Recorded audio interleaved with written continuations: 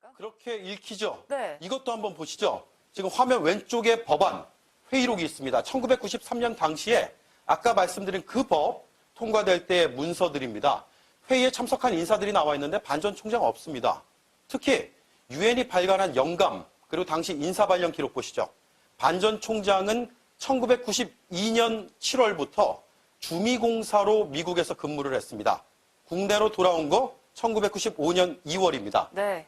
그런데 법안이 언제 추진됐느냐? 그 사이인 1993년 3월에 이루어졌습니다. 시점이 맞지 않습니다. 물론 외교안보 수석으로 위안부 문제를 담당한 건 사실입니다. 다만 그 시점이 1996년 이후입니다. 네, 그렇군요. 그러면 위안부 합의에 대해서 다른 대선 주자들은 입장을 내놓은 게 있습니까? 네, 주요 대선 주자로 꼽히는 인사들 입장을 뚜렷하게 제시하고 있습니다. 네. 반 전 총장을 제외하고요. 물론 외교관 출신으로 외교 합의에 대해서 명쾌하게 말하지 못하는 면도 있을 겁니다. 하지만 오히려 외교관이었기 때문에 이 문제에 대해서 그 누구보다도 더 뚜렷한 해법을 요구받고 있는 겁니다. 그러나 반 전 총장은 질문받지 않겠다라고 합니다. 백악관을 60년 출입한 헬렌 토머스 기자가 남긴 유명한 말이 있습니다. 무례한 질문이란 건 없다. 그리고 오늘 퇴임한 오바마 대통령 출입 기자들에게 이렇게 얘기했습니다. 여러분들은 아청꾼이 아니라 회의론자가 돼야 하는 사람들이다. 라고요. 네. 대선이 다가올수록 위안부 합의에 대한 유권자의 궁금증은 더 커질 것 같군요. 팩트체크 오대영 기자였습니다.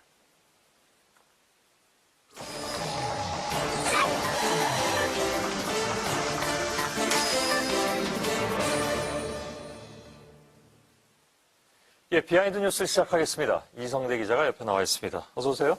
예. 첫 번째 키워드를 열겠습니다.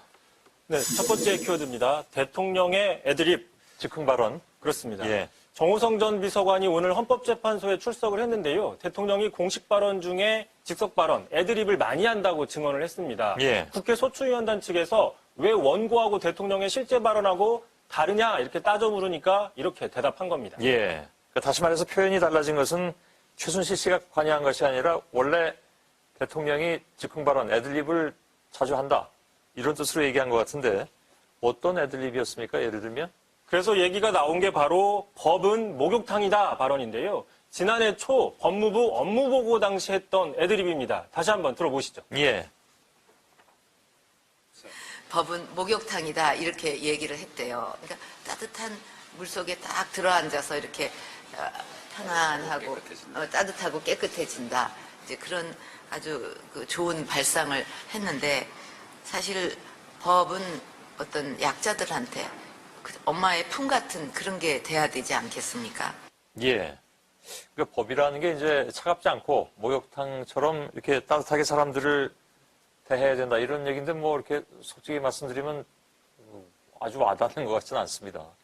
그렇습니다. 일반적으로 법하면 정의, 평등, 공평 뭐 이런 것들이 바로 떠오르지 않습니까? 예. 공평하다는 의미에서 저울을 들고 있는 이런 정의의 여신상이 대법원 안에도 서 있기도 한데요. 예. 자, 그래서 대통령의 비유를 듣고 법은 목욕탕이다, 엄마의 품이다 이런 식의 비유들을 듣고 당시에도 기자들이 좀 갸우뚱하기도 했습니다. 예. 그러다 보니까 심지어 이런 식으로 이게 무슨 의미냐, 무슨 뜻이냐라고 당시 기사들도 나오기도 했었습니다. 아, 이게 기사 제목이었습니까? 그렇습니다. 당시 예, 나왔던 기사들이기도 한데요. 자, 알고 보니까 2012년 법무부가 법은 땡땡땡이다 이런 이벤트를 했었는데 여기서 나온 말을 대통령이 인용한 걸로 추정이 되고 있습니다. 예. 당시 이벤트에 응모됐던 그게 있는데 목욕탕 그림을 올리면서 법은 목욕탕이다. 자, 왜 그러냐? 목욕탕 안에 들어가면 지휘고와 빈부격차를 막론하고 누구든지 알몸이 되는 것처럼 법 안에 들어가면 모든 사람이 평범해지기 때문이다. 이렇게 얘기하니까 비유가 이해가 참 쉽게 되는 예. 거죠. 그러니까 권력이 있다고 해서 또는 경제가 어렵다고 해서 봐주고 하는 게 법이 아니라는 겁니다. 예. 하긴 뭐 목욕탕에 옷 입고 들어간 사람은 없으니까 다 벗고 들어가니까 평등해진다.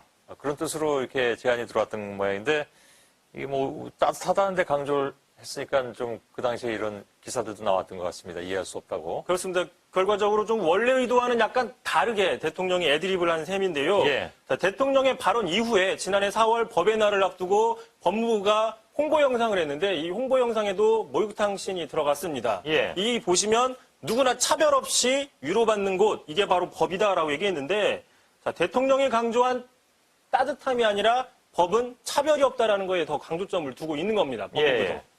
근데 아무튼 대통령이 그렇게 얘기를 했으니까 섞어서 쓴 것 같습니다. 약간 이렇게 보니까. 섞은 느낌이 납니다. 예. 그게 아예 무시하기는 어려웠던 모양이죠. 네, 알겠습니다. 다음 키워드는요? 자, 두 번째 키워드입니다. 대통령을 지켜라.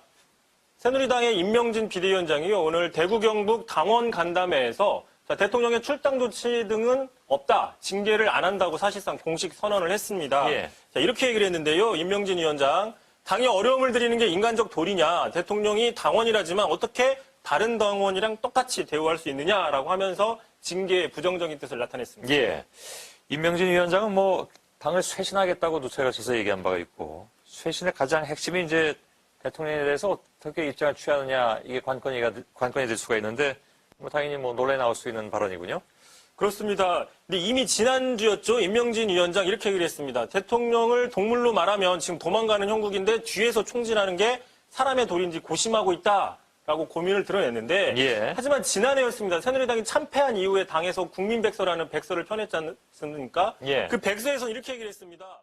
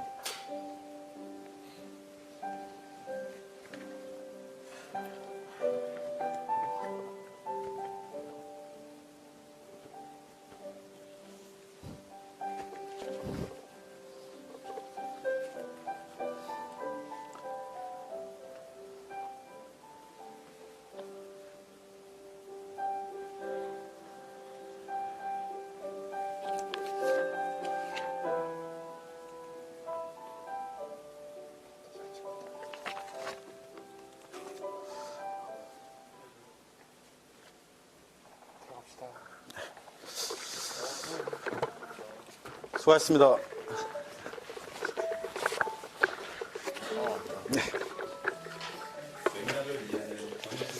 얼굴은 왜 가리고 나와?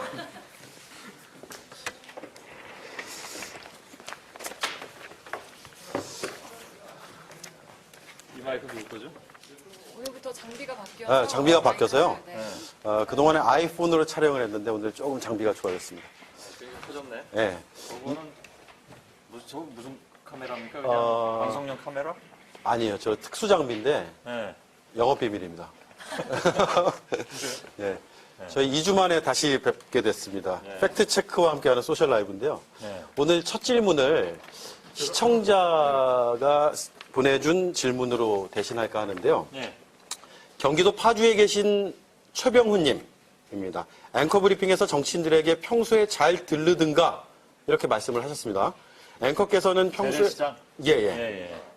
앵커께서는 평소에 얼마나 자주 시장을 다니시는지 그리고 지난번에 버스 탄 사진도 화제가 됐는데 버스도 자주 타시는지 궁금합니다. 예. 재래시장을 자주 갈 수는 없죠. 네. 가끔은 물론 갑니다. 아, 근데 그게 좀 연관된 건데요. 외부 버스에서 본의 아니게 찍혀가지고 사실은 그 다음부터 버스를 잘 못 탑니다. 근데 사실 그 전에 좀 가끔 탔는데 회사에서 댁으로 가는 버스가 아니에요. 그게 있나요? 아니고 그 집에 있다가 지금 얘기 나온 그 재래시장에 잠깐 갈 일이 있어서 아, 버스 타고 왜냐면 거긴 차 세울 데가 없잖아요. 그래서 타고 간 건데 그때 찍힌 바람에 저는 그거 찍은 분이 올린 거는 참 솔직히 말씀드리면 좀 못마땅합니다. 아, 저의 그 생활을 제약하게 됐기 때문에 그다음부터는 뭐 타면 또 뭐 티낸다고 탄다고 할까봐 네. 타기도 어렵게 된 상황이 되고 네. 있는데 아무튼 그렇습니다. 그래서 자주는 못 가고요. 가끔씩 합니다. 어렸을 네. 때는 뭐 어렸을 때 추억은 있죠. 네. 그때 앵커 브리핑에서 처음에 인용했던 그 글하고 비슷한 심정인데 네. 어렸을 때 재래시장을 엄마 손 붙잡고 갔던 기억은 뭐 물론 많이 있죠. 근데 지금도 기억하기에 그 재래시장에서 맡았던 생강 냄새는 좀 싫었었어요. 생강이요. 예, 그래서 지금도 생강은 별로 좋아하지 않는 뭐 그런 옛날 생각이 좀 나긴 나네요. 근데 꼭 그런 질문을 꼭 하셔야만 하는 거죠. 어느 시장에 가신지 궁금해 하실 텐데, 예. 제가 취재를 해서 나중에 기회가 되면. 그럼 보문시장입니다. 아, 그런가요? 예, 예. 그러면, 이번에 어렸을 때 갔던 데 보문시장이고 예. 요즘은 최근에 가시는 곳을 또 궁금해 하시는 분들이 있으실 텐데, 제가, 있잖아요. 통일시장, 뭐 통일시장. 예. 통일시장. 새로운 정보가 하나 나왔습니다. 네. 네, 그리고 곧 이제 설이잖아요. 예, 예. 설에 혹시 관심 있게 근데 이 시간 뭐 저하고 인터뷰할 시간 아니죠? 예. 궁금한 것들을 저희가 대신 하는데 네. 설에 혹시 좀 관심 있게 쇼핑하실 물건들이 있다면 예. 안나경 씨는 뭘 그렇게 사고 싶나요? 저는 주로 먹을 거 위주로 어. 관심이 많은데요. 과일이나 이제 맛있는 그런 주전부리 같은 것들을 뭐 이런 거. 네, 주로 주의 깊게 보죠. 예. 별로 특별한 대답은 아니었던 것 같아요. 누구나 다 비슷한 거 아닌가요? 가도 되죠? 네, 가도 됩니다. 네, 감사합니다. 예. 수고하셨습니다. 네. 어떻게 잘 지내요? 네. 저희가 장비가 좀 많아요. 네. 자, 이거 안나경 앵커가 오늘 또 네, 오늘의 키워드를 먼저 저기 뭐야. 신상바람부터 하나 하고. 네. 네. 어떻게 제가 댓글들 되게 열심히 챙겨봤는데요. 지난번에 제가 이렇게 앉아 있는 게 너무 이제 안나경 앵커는 되게 붙여서 앉는다고. 좁아서 그래요. 지적을 좀 많이 받았습니다. 이게, 너 이렇게 찝쩍대니? 뭐 이런 느낌으로 지금, 그리고 제가 이제. 그런 댓글 있었나? 못 봤는데. 저희 와이프가 아마 집중적으로 달지 않았나 싶은데, 예. 오해시고요. 댁에 계신 저희 아내분께 정말 오해라는 걸 진심으로. 자, 사적인 대화는 하지 마시고요. 자, 본론부터 빨리 우리 시청자분들도 오늘 굉장히 바쁘신 시간이기 왜 때문에. 그러냐면 저희가 장비를 바꿨는데 네. 그전 장비는 이게 붐마이크라 그래가지고 이제 네. 소리를 바짝 잡으려면 가까이 앉아야 가까이 앉아야 돼요. 네. 저희 강인식 CP가 붙어앉으라 그래서 제가 진짜. 아유, 제가 됐어요. 그걸 예. 그만하고. 네. 알겠습니다. 자, 바로 본론으로 들어가 볼까요? 네, 죄송합니다. 오늘의 키워드를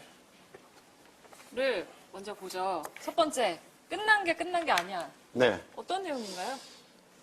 이게 이게 떠오르는 인물이 좀 네. 있긴 한데. 저희가 지난주 이 시간에 네. 팩트 체크해드린 게 있습니다. 네. 반기문 유엔 사무총장이 출마가 가능한가 여부에 대해서 말씀을 드렸는데 당시의 결론이 좀 애매하다라고 말씀하신 분들이 많았어요.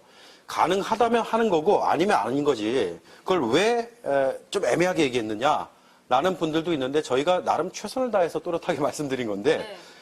그런 의미에서 오늘 뉴스 애프터 서비스로 끝난 게 아니다라는 걸 뽑았습니다. 그죠? 그렇습니다. 왜 끝난 게 아니냐면요. 보통 어떻게 생각하셨냐면, 이제 그 다음날, 저희가 저희의 그 영향력이라고 할까요? 이제 자법으로 좀 말씀을 드리면, 네. 저희가 방송을 하는 다음날, 바로 선관위에서 유권 해석을 내렸습니다. 그러니까요. 네, 가능하다고. 그 전까지는 저희가 도저히 아무리 문의를 해봐도, 개인적으로 전화 통화를 통해서 이제 이야기해주는 정도로만 했었는데, 네. 공식적으로 유권 해석을 그 다음날 내려줬거든요. 네. 그래서 얘네들도 다 아니 얘네들은 아니고요. 이분들도 다 우리 거를 챙겨보는구나. 선배 그 CG 있습니다. 네. 만들었어? 그래가지고 네. 유권 해석이 끝난 걸로 다들 생각을 하세요. 네. 그러니까 반기문 사무총장이 대통령 후보로 출마할 수 있다라고 얘기가 끝났다라고 생각들 하시는데 그렇지 않습니다. 끝난 게 끝난 게 아니다라는 건 그런 말씀입니다. 네. 근데 그게 이제 세 가지 유권 해석이라는 게 있어요, 개념이. 네. 지금 요거 보이시죠? 자세히 좀 보여드려야 되는데 제가 가사 보여드릴게요. 잡히나요? 예. 그 유권 해석을 선관위에서 내렸잖아요. 내렸는데 유권 해석에 세 가지가 있습니다. 처음에 입법 해석이 있고 행정 해석이 유권 있고. 해석부터 먼저 좀 풀어주시죠. 유권 해석. 네. 권한을 가지고 해석을 한다 이거 아니에요? 그렇죠. 네. 자, 그런데 그 행정 해석이 있고 사법 해석이 있는데요. 입법 해석은 해석이 모호할 때 아예 법으로 만들어서 해석을 하는 겁니다. 그리고 행정 해석은 뭐냐면 법이 있는데 법을 어떻게 해석해야 될지 애매할 때, 그러니까 이번에 5년 이상을 거주해야 된다라고 되어 있는데 이게 계속해서 거주하는 거냐 아니면 태어나서 5살까지만 살아도 되는 거냐라는 논란이 있을 때 행정기관에서 하는 해석입니다. 근데 여기서 문제가 발생하는 거죠. 이 행정 해석은 위안부 합의처럼 이번에 했던 그 문구처럼 불가역적이거나 최종적인 해석이 아니에요. 행정기관은 행정을 집행하기 위해서 하는 해석이지만 네. 그 최종 해석은 사법 해석이라고 합니다. 법원에서 하게 되어 있습니다. 그러니까 논란이 있을 때 마지막 순간에 누가 판단하느냐? 결국 법원에서 하게 되어 있다라는 겁니다. 그런데 반기문 사무총장은 지금 행정 해석까지 나와 있는 상황이고요. 마지막 사법 해석은 그렇게 되면 어떻게 되느냐? 누군가 이제 소송을 제기하거나 한다면 그러면 사법부의 판단. 이런 경우가 발생할 수 있는 거잖아요. 입법상으로, 그러니까 법률상으로는 계속하여 5년이라는 식으로 또렷하게 안 나와 있기 때문에. 그렇죠. 그거를 선관위에서 물어봤더니 이거는 출마할 수 있습니다라고 결론을 내려줬는데 상대방 후보나 아니면 다른 어떤 시민단체나 다른 시민들이 조금 법 해석을 이상하게 한 것 같다. 그러니까요. 기관이 그러면 어떻게 할 수 있나요? 소송을 제기해서 사법 해석을 받을 수 있습니다. 그런데 시간이 좀 오래 걸리겠죠. 1심, 2심, 3심까지 있으니까. 이거 어디 갔나요? 예. 네.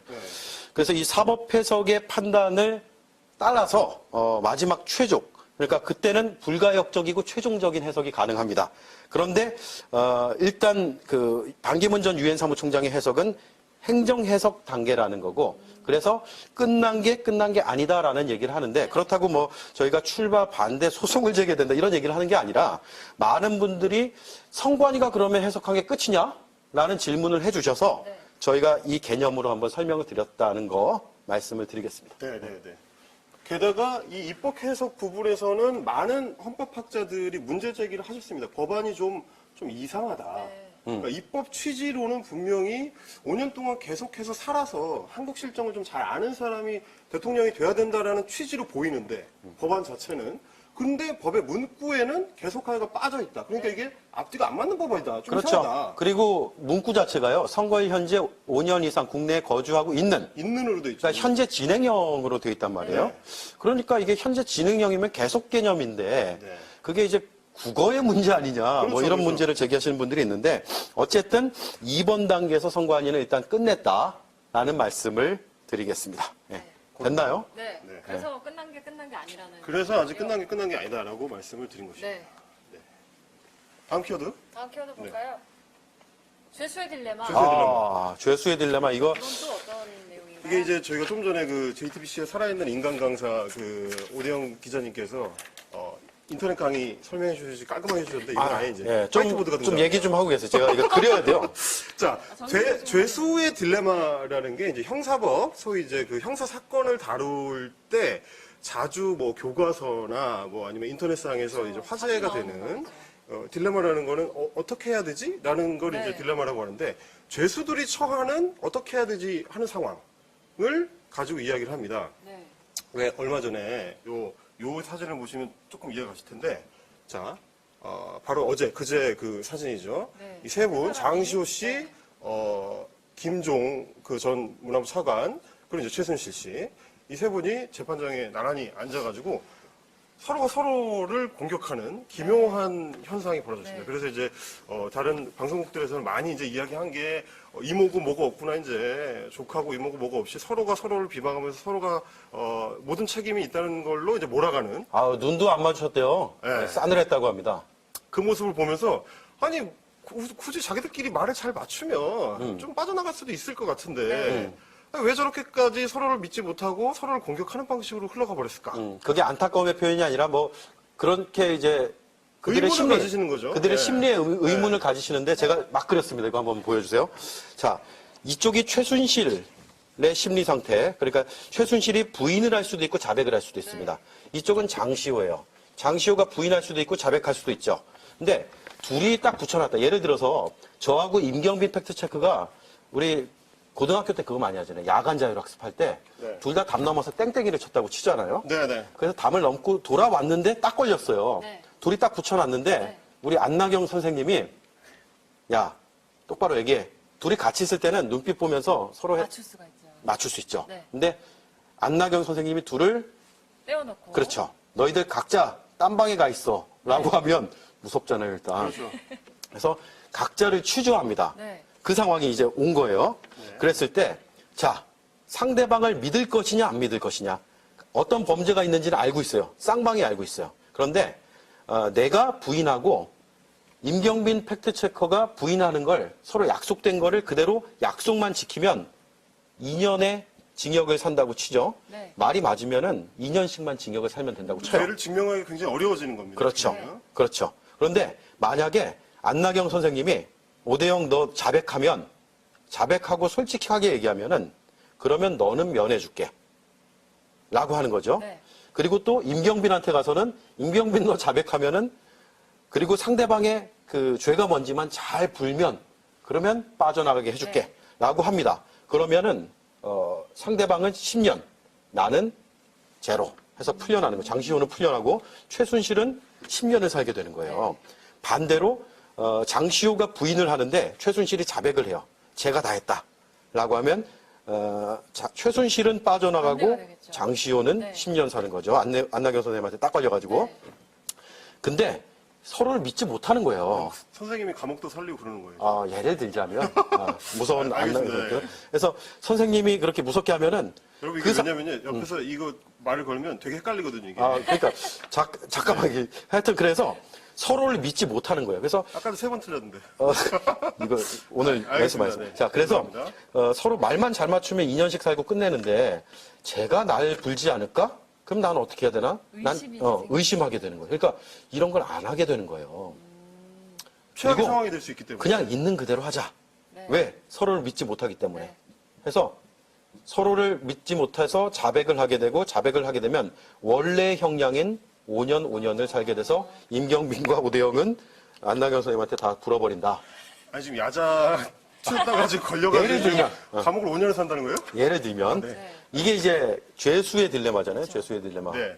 그러니까 사실은 처음에 그 최순실과 장시호가 기대했던 거는 서로 말을 잘 맞춰가지고. 그러니까. 이 2년도 아니고 빵년. 그렇죠. 그래가지고 서로 전혀 걸리지 않고 빠져나오는 거를. 증거인멸 진술 맞추기를 다 해서 최소화하자 우리 다 네. 덮자 이건데 상황이 이렇게 그래서 네, 그 달라지는 거죠. 훔쳐간 걸로 하고 뭐 이런 거 했던 거 아니에요? 그렇죠. 전해가지고. 몰고 가야 된다. 네, 그 걔네가 그렇게 한 걸로 몰고 가야 되고 뭐 큰일 났네 뭐 이런 거 한 거 아니에요? 그러니까. 근데 지금 그렇죠. 상황은 그렇게 안 됐잖아요. 그렇죠. 떼어놨잖아요 두 사람을 그러니까요. 독방에. 그리고 사실 이거를 팩트체크 팀은 이미 예견을 하지 않았습니까? 아유, 아까 맞춰보신 거 잘 기억하고 계시네. 네. 그러니까 저희는 사실은 처음에 최순실이 뭐 독일에서 누구한테 전화를 해가지고 증거 인멸을 하라고 지시를 하고 뭐 일본에 있는 차은택한테 뭐 전화를 해서 네가 어느 정도만 좀 커버를 해주면 나머지가 좀 괜찮을 수 있고 뭐 이런 식으로 해서 증거 인멸 시도를 하고 있다. 얘네들이 말 맞추기를 하고 있다. 이런 것들이 아침 뉴스 채널 뭐 난 뉴스 채널에 계속 나옵니다. 그게 계속 나와요. 뭐 속보로 계속 뜨죠. 뭐 누가 전화 통화를 했네 말았네. 그러면 저희는 항상 그날 방송을 준비하면서 대응을 준비해야 되니까 네. 속보가 나오면 또 이제 잠깐 같이 보면서 또 얘기를 하거든요. 그럼 이제 팔짝 끼고 이렇게 보면서 뭐 말 맞추기 뭐 시도 뭐 이런 게 나와요. 그럼 이제 오전 선배가 있다. 야, 쟤네가 말 못 맞춰. 절대 못 맞춰요. 못 이게, 맞춰. 예. 왜냐면 이제 저희도 뭐 예전에 그 초년 기자들이나 인턴 기자들이 저희 팀에서 이제 같이 일할 때 네. 야, 저거 저러면은 증거인멸 다 되고 지네끼리 말 맞추고 그러면 증거 잡기 힘든 거 아니에요? 그러면 이제 오대영 선배 옆에 있다가 야, 그냥 안 된다니까. 그냥 안 돼요. 쟤네들 봐봐라. 이제 좀 있으면 지네끼리 다 뒤통수 치고 물고 늘어지고 난리 나가. 이랬었거든요, 이게. 그 얘기대로 지금 흘러가고 있는 거죠. 그렇죠. 그래서 아까 제가 말씀드린 대로 너 자백하면은 너는 면해줄게라는 게 사실은 그 범죄 혐의를 본인이 소명함으로써 형을 더는 이거 플리바게닝이라 그러는데 네.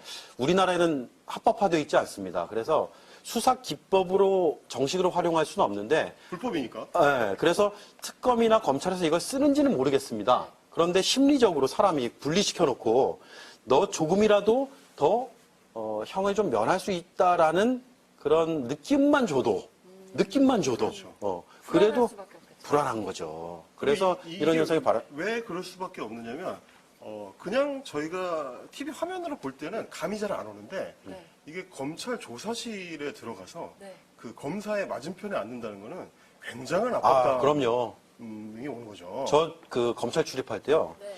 취재차 들어가는데도 그 문을 열기가 너무 무서운 거예요. 예, 예. 그러니까 이제 뭐 교통 범칙금 같은 것만 내려고 혹은 뭐 신고하려고 하다못해 내가 아무 죄가 없는데 신고하려고 경찰서 문을 열고 그렇죠. 들어가는 것도 부담스럽잖아요. 네.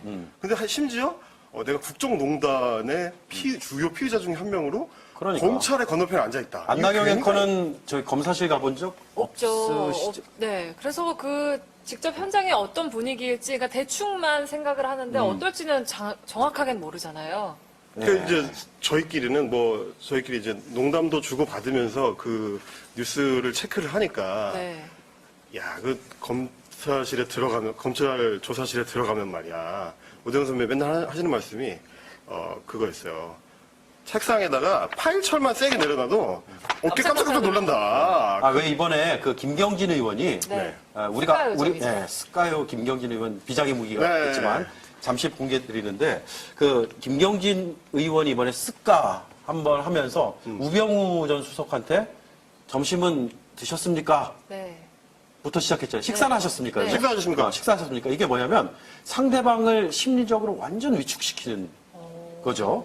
자, 이제 우리 한번 한따까리 해봅시다. 이런 뜻이거든요. 좀 속어로 말씀드리면. 그래서 감옥 가자는 게 왜 손나기로 그걸 먼저 네. 던지고 밥 먹- 시작하는군요. 이제 밥 배 채웠으면 이제 시작하자 이거예요. 네.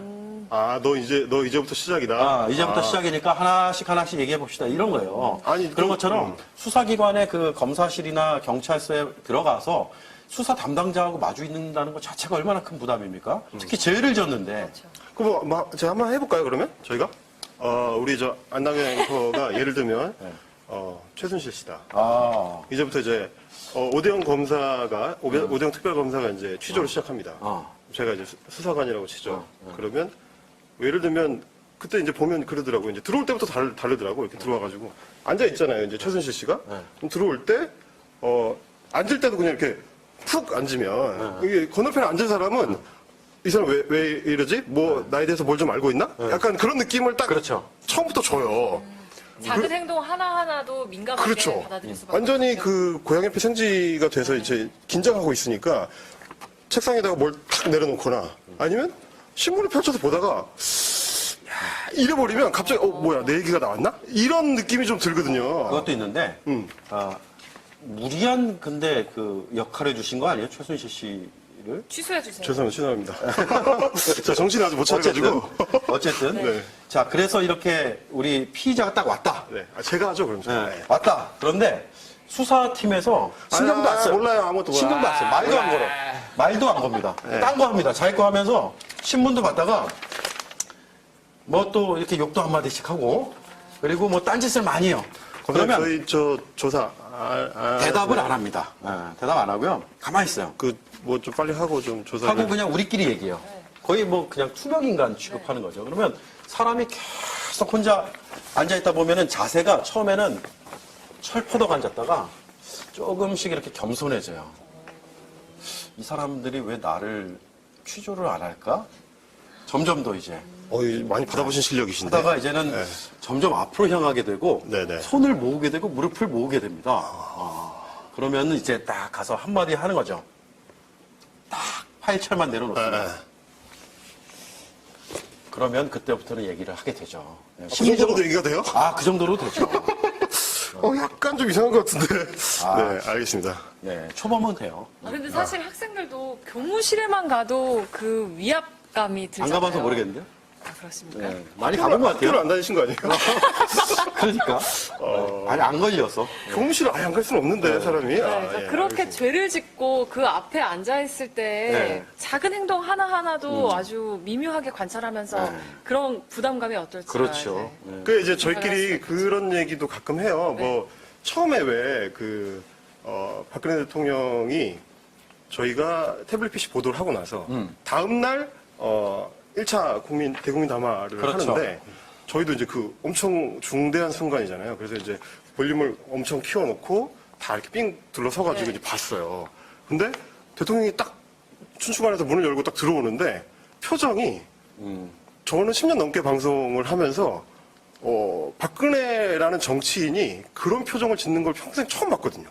완전히 뭔가 넋이 나간 것 같은. 그러니까 저희끼리 그냥 막 얘기하기로는 네. 이렇게 있다가 선배 저거는 완전 그러기인데 느낌이 약간 박근혜 대통령 자세히 보시면은 네. 저는 복장, 그다음에 표정, 화장 상태 이런 것들도 많이 보는데 네. 목걸이를 안 하고 나왔어요. 맞아요. 예. 네, 근데 그 목걸이가 이 라운드형 목걸이가 박근혜 대통령이 자주 하는 그렇죠. 목걸이죠. 네. 근데 그걸 첫 담화 때 안 하고 나왔고 네. 중요한 대국민 담화 때는 그걸 착용을 안 하다가 또 다를 때는 또 하게 되고 약간 자신감을 찾았을 때는 또 하고. 그 심리 상태를 많이 반영하는데 저는 그때 뭐 화장이나 이런 것보다도 표정 자체가 굉장히 인상이 깊었고 우리가 태블릿 PC라는 걸 보도를 했고 이게 굉장히 큰 결정적이었구나. 파장을 네. 낳았지만 이 사태가 상당히 크겠구나. 그렇죠. 라는 걸 저는 이제 박근혜 후보 시절 2007년부터 담당을 네, 해서 네. 쭉 취재를 했는데 그 표정만 보고도 저는 쉽게 알 수가 있었어요. 네.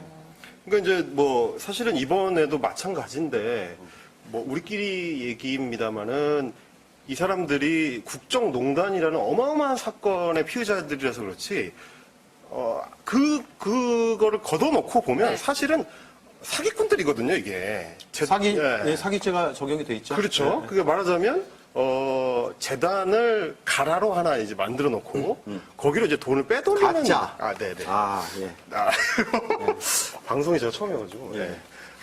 가짜 재단을 만들어서 이제 돈을 빼돌리려고 했다. 이게 전형적인 어떤 사기 수법인데. 그렇죠. 그게 사실 검찰청으로 가면 그냥 자법입니다, 말하자면. 그러니까 아주 정치인들처럼 이 대형 특수 사건에 해당하는 정말 단련된 사람들이 아니고, 정치적으로 단련된 사람들이 아니고, 민간인들이죠. 그러니까 막상 검찰 앞에 섰을 때는 작아질 수밖에 없는. 그래서 더 죄수의 딜레마에 빠질 거라고 예측을 하셨던 거죠. 그렇죠. 정리를 너무 잘해주니. 그래요. 그래서 우리 형사들 그래서 제가 아까 얘기했잖아요. 한참 동안 얘기 안 하고 네. 서류철만 내려놔도 초범들은 얘기하게 된다. 그 얘기예요? 그렇습니다. 네, 그 얘기를 하는 거예요. 네. 본인도 뭐 경험이 많겠지만. 무슨 경우? 넘어가시죠. 네. 그거 아니야? 다음 키워드를 볼까요? 네. 알 수 없는 압수수색. 이거는 어떤 건가요? 그러니까 이제 조금 전에 말씀 계속 드리던 수사와 연관되는데 네. 저희가 이제 10월 말부터 11월, 12월까지 계속해서 대통령을 직접 수사할 수 있느냐.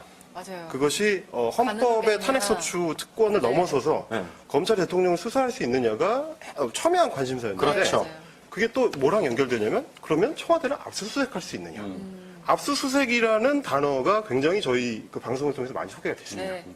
그랬는데 이 압수수색이라는 게 증거를 확보하는 가장 중요한 수단 중에 하나잖아요. 그죠? 당연하죠. 근데 압수수색을 지금 다 했는데 한 군데 딱 못했습니다. 청와대 못 들어갔어요. 네. 근데 저희가 연말쯤이었죠. 보도를 한 게. 네네. 팩트체크해서 뭘 했냐면 특검이 청와대 압수수색 그리고 강제 진입할 수 있을까? 라는 건데 결론은 뭐냐면요. 법적으로 할 수 있습니다. 영장이 있으면 할 수 있습니다. 네.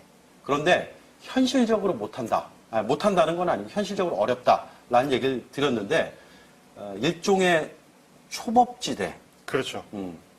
총을 차고 있는 경호원들이 머물고 있는, 지키고 있는 그 청와대 군대로 치면 위병숙, 그렇죠. 정문을 뚫고 들어갈 수 있는 게 영장으로 안 될 수도 있다. 라고 했고 어떤 그 학자들은 그런 얘기를 해요. 이론적으로 다 가능하다. 그런데 막상 총 꺼내면 어떡할 거냐. 그렇죠. 특검이 들어가려고 하는데 청와대에서 못 들어오게 하다가 결국 안 돼서 총 꺼내면 어떡할 거냐. 그렇죠. 그게 현실적인 이유다. 라는 얘기를 했거든요. 그만큼 압수수색이라는 게 중요하지만 또 어려운 일이기도 하고요. 네.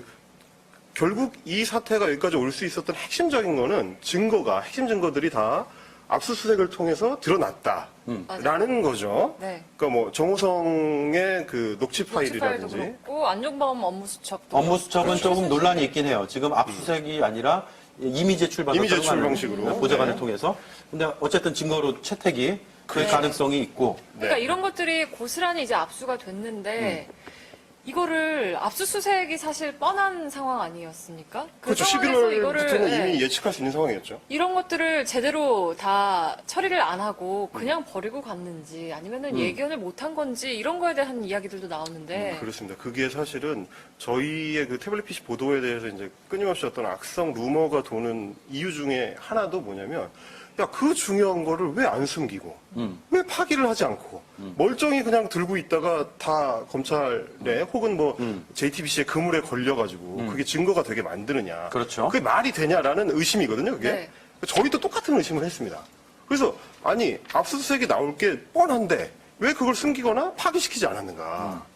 그래서 저희가 취재하는 과정에서 계속 그 법률 전문가들한테 물어봤어요. 네. 이제 특히 검찰 출신 변호사들한테 네. 물어봐서 이거 뻔한데 왜 못 숨겼죠? 이런 얘기를 했을 때 이제 나왔었던 얘기들 중에 이제 재밌는 얘기들이 좀 많았습니다. 네. 그래서 오늘 그걸 좀 소개를 시켜드리려고 해요. 네. 준비 많이 했네요. 제가 좀. 그러니까 팩트 체크 할 때 일을 안 하더니 뭘. 아니, 이게 이 11월에 녹취를 한 거고요. 여기 이거, 담겨 있네요. 예, 여기 담겨 있습니다. 보여드리겠습니다. 이분이 이제 그 이중재 변호사, 검찰 출신 변호사인데, 저희가 처음에, 이 수사 굉장히 어려운 수사 아니냐, 이거 어떻게 해야 되나요? 이게 물어봤을 때, 수사만 한다라고 생각했을 때 그 입장에서는 어렵지 않다고 하는 거예요. 뭔 소리냐, 이게 여쭤봤죠. 나는 이 사건 수사가 굉장히 쉬운 수사라고 봐요. 왜냐면, 아니, 전화통화 뭐 다 녹취돼 있지, 녹음돼 있지. 그 다음에 안종범 수석이 검찰은 사초라고까지 얘기했잖아요. 증거 확보 면에서는 굉장히 손쉽게 갔다고 봐요, 저는. 그럼 뭐 그냥 갖다 바치는 건데, 뭐 수사기관에.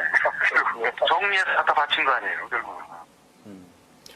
그렇습니다. 예. 갖다 바쳤다. 여러분 잘 들리시나요? 혹시 잘 들리냐? 예. 그러니까 이 양반이 이제 수사를 오래 했던 현직 검사로서 수사를 오래 했던 사람 입장에서 봤을 때는 사건 수사 자체는 어렵지 않다라는 얘기였어요. 확실한 증거들이 많다고 네. 하는 거죠.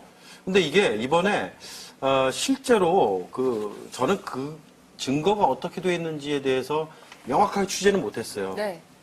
우리 임경빈 팩트 체크는 여유가 있어서 이런 것까지 녹취를 하나 본데 저는 매일매일 팩트를 체크하느라고 그러니까 이게 원래 공부는 열심히 안 했구나. 뭐였냐면 청와대 압수수색 가능성 이거 물어보다가 아니 소셜 라이브 궁금해가지고. 방송을 시작하면서부터 일을 열심히 안 해요. 이거 11월이라니까 내가 이거 어느 순간부터 팩트 체크에 대한 업무가 너무 많아진 거예요. 그래서 왜 이럴까 했더니 이 친구가 일을 안 하고 이런 거 준비하고 있는데 변명을 해보시죠. 방송에 맛을 들여가지고 어쨌든 변명하지 않겠습니다.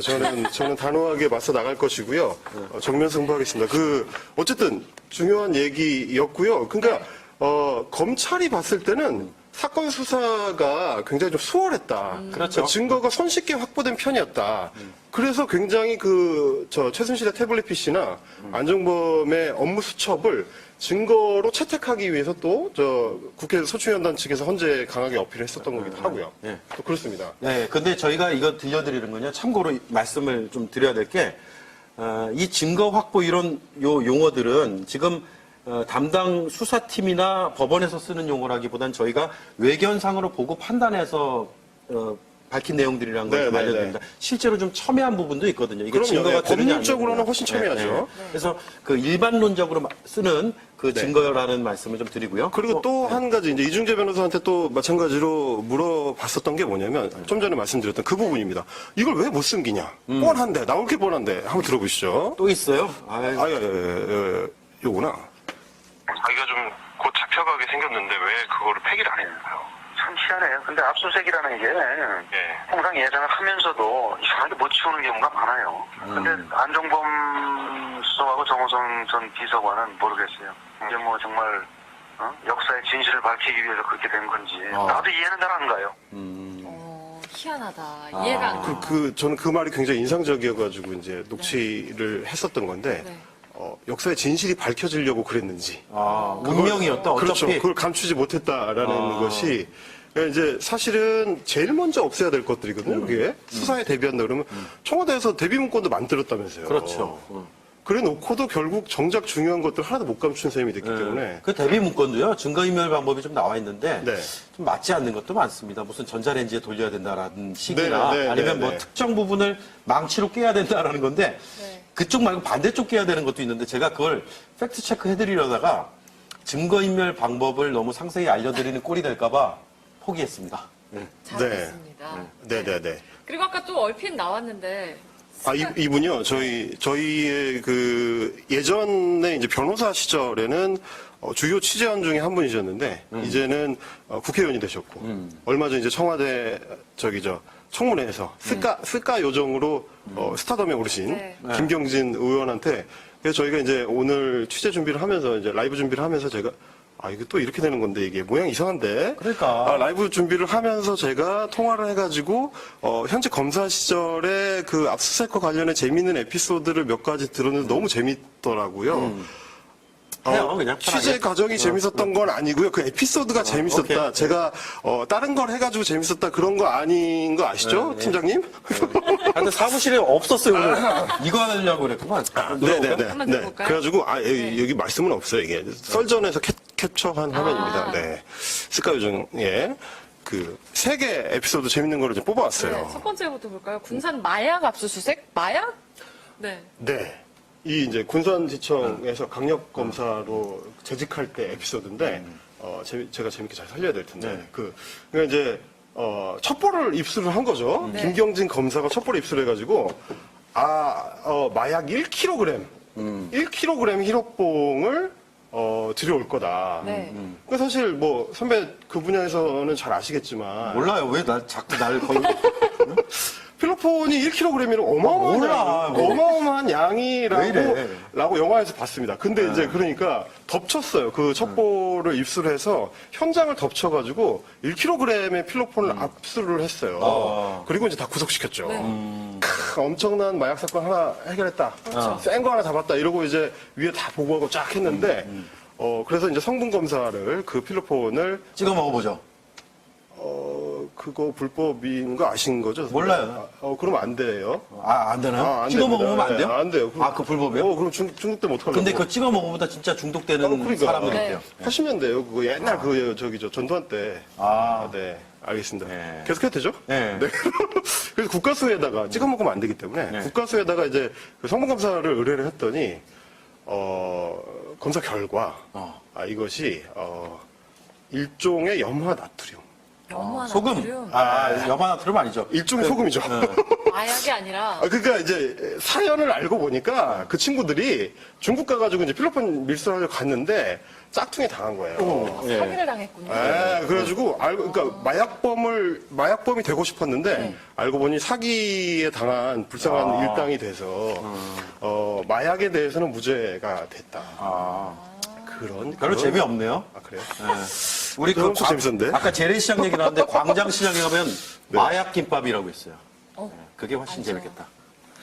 알겠습니다. 다음 건 어떻게 해요? 수첩은 제가 왜 했냐면 압수수색 하다 보면 이런 경우가 왕왕 있다고 해서 그래요. 이제 안정범 수첩 같이 중요한 거를 빠뜨리는 건데 그 광주의 한 제지회사가 부도가 났는데 그 과정에 뭐 이제 불법이 개입한 정황이 있어가지고 압수수색을 나갔답니다. 근데 이미 어느 정도 예측을 하고 싹 다 치웠대요. 제지회사에서 제지했군요. 그렇습니다. 좀 잘 좀 해주세요, 선배. 아무튼 그래가지고 나갔는데 이미 다 싹 해가지고 뭐 압수수색 할 만 마땅한 게 없는 거예요. 이게 좀 약간 좀 소고가 나올 뻔했는데 잘못됐다 뭔가 잘못됐다라고 생각하고 포기하고 돌아오려고 했는데 책상 밑에 뭐가 떨어져 있는 거예요. 책상 밑에 뭐가 떨어져 있어서 딱 봤더니 수첩이야. 네. 3년 된 업무 수첩이더래요. 3년치가 다 적혀 있는. 그렇죠. 3년치가 다 적혀있는 업무 수첩에. 그래서, 굉장히 중요한 거를 두고 왔는데, 뭐라고 적혀 있었냐면, 뒤져보니까, 수첩을 뒤져보니까, 2002 명절 대작전, 이렇게 적혀 있던 거예요. 이게 실화 얘기하는 거죠, 지금? 실화입니다, 실화. 광주의 제지회사 이름도 제가 들었는데 그걸 밝힐 수는 없고 이미 부도가 났긴 하지만 명절 대작전의 내용이 보니까 누구한테 얼마, 누구한테 얼마, 누구한테 얼마 이거를 떡값을 다 일일이 액수까지 해가지고 언제 어디서 전달했다를 다 적어놓은 거예요. 그러니까 자기들은 나름대로 치운다고 치워도 박스에다 담아가지고 다른 거 떼가다가 이게 떨어져가지고 책상 밑에 굴러 들어간 거죠.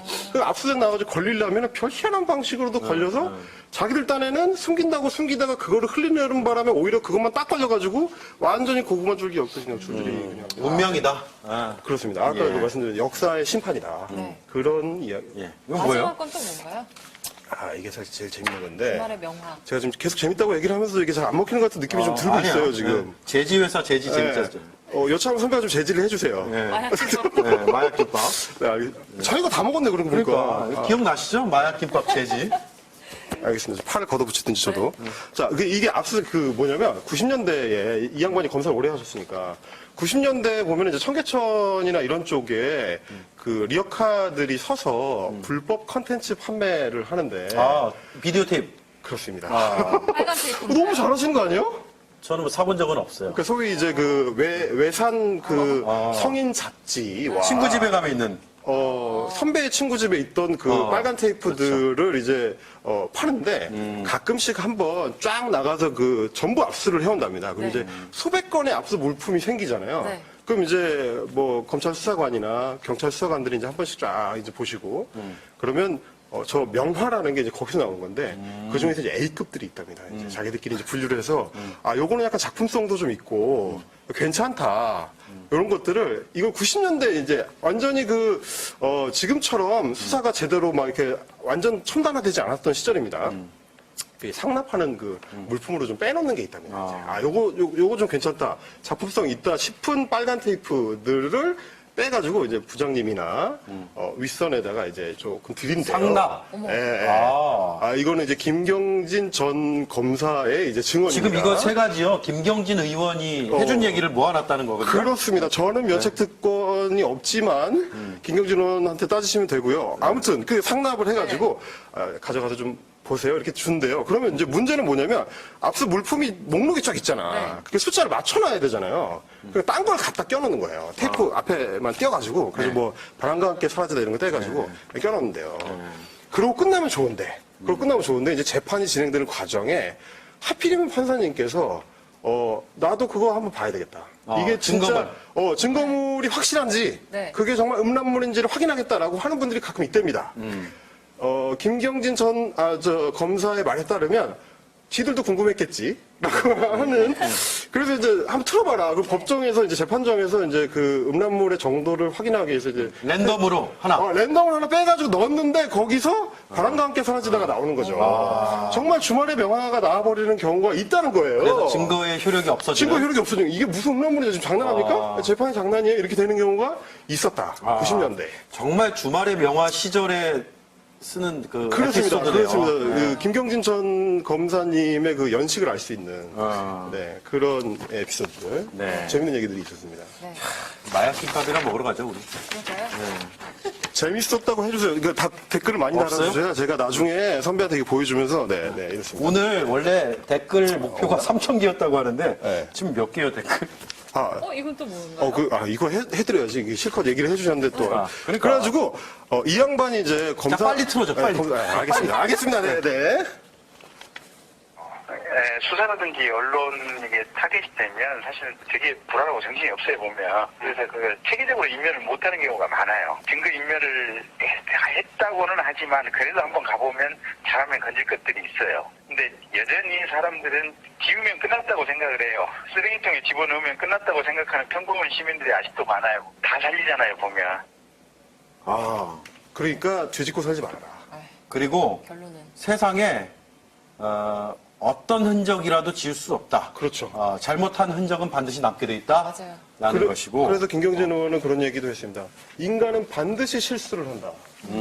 그렇기 때문에 그 틈을 파고드는 게 압수수색이다. 실수하는 인간 때문에 압수수색이 가능하다는 누구나 실수한다. 그렇죠. 팩트체크만 실수 안 한다? 그거는 뭐 모르겠습니다. 그거는 제가 뭐라고 할 수가 없네요. 이것도 오늘 저 업무 시간에 딴 거죠? 인터뷰? 네. 알겠습니다. 다 팩트체크에 거름이 될 자료들이라고. 그럼요. 당연하죠. 걸음 별로 안 될 것 같은데? 뭐야? 훌륭한 이거? 걸음이 될 겁니다. 아이템이 하나도 안 나오잖아요. 댓글 많이 놔주세요, 여러분. 아이템이 하나도 안 나와. 네, 그리고 쭉 보니까 저는 아까 네. 우리 임책이 말했던 것처럼 이중재 변호사였나요? 네네네네. 역사의 진실은 밝혀진다라는 말이 그렇죠, 다시 한 그렇죠, 번 지금 그렇죠. 떠오르는 이게 것 결국 같은데요. 밝혀지려고 그랬나 보다. 네. 그런 이야기였습니다. 네. 네. 아유, 오늘 뭐 압수수색 얘기도 하고, 그리고. 혼자 떠들어가지고 또 아니요. 아유, 네. 너무 재밌어요. 또 욕먹게 생겼네, 네. 이거. 네, 그리고 죄수의 딜레마. 네. 또 있는데 제일 앞에 얘기했던 거 있잖아요. 오늘 저희가 또 팩트체크에서 반기문 유엔 사무총장, 전 사무총장 얘기를 하면서 어제 했던 발언들 팩트체크를 쭉 했고 그리고 기자들의 질문을 아예 막는 모습이 저는 신선했어요, 오히려. 왜냐하면 미국에서 돌아온 지 6일 됐다는 걸 굉장히 강조를 많이 했는데 저희가 오늘 방송에서 마지막 보여드렸던 장면이 오바마 대통령 맞아요. 퇴임식 하고 나서 백악관 출입 기자들에게 했던 얘기거든요. 네. 당신들은 아첨꾼이 아니다.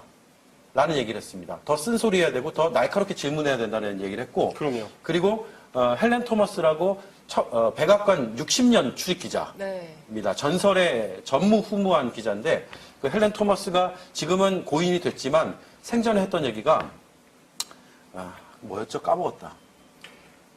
네? 자, 이런 얘기를 했습니다. 무례한 질문이란 건 없다. 맞아요. 기자에게 있어 무례한 질문이란 건 무례한 질문은 없다. 무례는 있지만 무례한 질문은 없어. 없다. 네. 선배가 오늘 좀 아닙니다. 네. 그래서 어떤 질문도 할 수 있다라는 건데 그런 미국의 언론 문화를 10년 동안 봐왔던 반기문 총장이 들어온 지 6일밖에 안 됐는데 라고 강조를 하고 있는데 그러면서 제일 먼저 하는 게 기자들에게 위안부 합의 문제에 대해서 나한테 더 이상 질문하지 마. 쫓아다니면서 물어보지 마. 답도 안 너무 하겠다. 빨리 까먹으신 거 아니에요? 라고 하는 미국처럼? 게 글쎄요. 그걸 잊어버린 걸까요? 아니면 원래 미국에 있을 때부터 인식을 못했던 걸까요? 라는 저희 그 팩트체크팀 아까 회의하면서 그죠? 그럼요. 네, 문제의식을 많이 느꼈습니다. 저희끼리도 아까 얘기를 했었지만 기자는 질문하는 게 직업인 사람들입니다. 기자들한테 질문을 하지 말라는 거는 그만두라는 얘기죠. 네. 그리고 뭐 저희가 오늘 뭐 반기문 팩트체크를 하긴 했습니다만은 항상 그런 우려를 많이 받습니다. 누군가를 타겟팅해서 그 사람의 발언을 체크해야 되기 때문에 혹시나 어떤 진영의 논리나 어떤 계파의 논리에 빠지지 않을까 걱정하시는 분들도 종종 있으세요. 근데 사실 제가 이제 그럴 때마다 말씀을 드립니다만은 저희가 말씀드립니다만은 저희는 진영에 복무하지 않습니다. 저희는 저널리즘에 복무할 뿐이기 때문에 누가 했던 말 같은데? 제가 한 건데요. 그러니까 일은 안 하고 말만 만들어요. 네. 예, 걱정하지 않으셔도 됩니다. 저희는 항상 문제가 있는 곳에 문제 제기를 하는 사람으로 남겠다는 거를 여기 다시 한번 Just 말씀드립니다. the fact. 예. 예. 됐나요? 네. 네. 오늘 소셜 라이브 멋있게 임책의 명언과 함께 마무리를 해볼까요? 저희는 또 2주 후에 그러니까요. 찾아오겠죠. 예. 오늘처럼 하면 못할 것 같은데. 예. 감사합니다, 여러분. 네, 2주 후에 뵙겠습니다. 네, 고맙습니다. 끝나.